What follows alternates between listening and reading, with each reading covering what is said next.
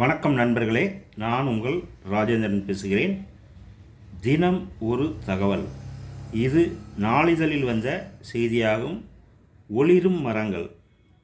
தெருவிளக்குகளுக்கு பதிலாக நிலத்தில் வளரும் மரங்களை ஒளி உமிழும் தாவரங்களாக மாற்றினால் மின்சாரத்தை மிச்சப்படுத்தலாம் என கருதி தற்போது வெற்றிகரமாக சில ஒளிரும் தாவரங்களை உருவாக்கி உள்ளனர் விஞ்ஞானிகள்.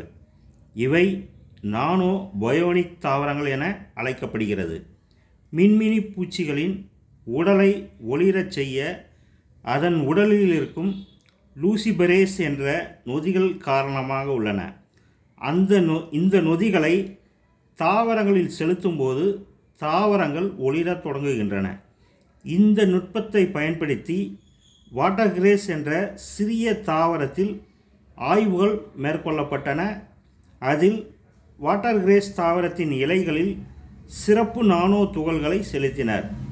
அப்போது வாட்டர் கிரேஸ் தாவரங்கள் கிட்டத்தட்ட 4 மணி நேரம் மங்கலான ஒளியை உமிழும் தாவரமாக மாறி அதன் இலைகள் வெளிச்சத்தை உமிழ்ந்தன.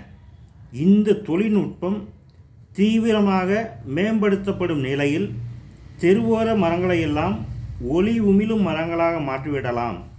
இதன் மூலம் மின்சாரம் தேவைப்படாத தெருவிளக்குகளாக அவை செயல்படும் என்கின்றனர்.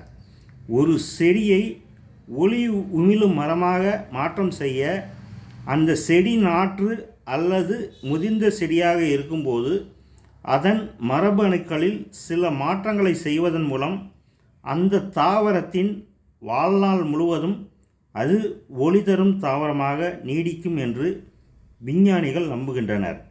தற்போது ஆராய்ச்சியாளர்கள் வீடுகளின் அறைகளில் வளர்க்கப்படும் சில தாவரங்கள் மற்றும் வாட்டர் கிரேஸ் போன்ற தாவரங்களை ஒளிரும் தாவரங்களாக மாற்றி சுமார் 4 மணி நேரம் மங்கலான ஒளியை வெளியிடும் அளவுக்கு உருவாக்கி வெற்றி பெற்றதாக தகவல்கள் தெரிவிக்கின்றன.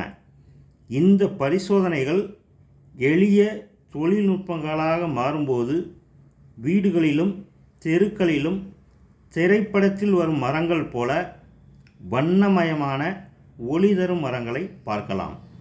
இது நாளிதழில் வந்த தினம் ஒரு தகவலாகும். வணக்கத்துடன் உங்கள் ராஜேந்திரன்.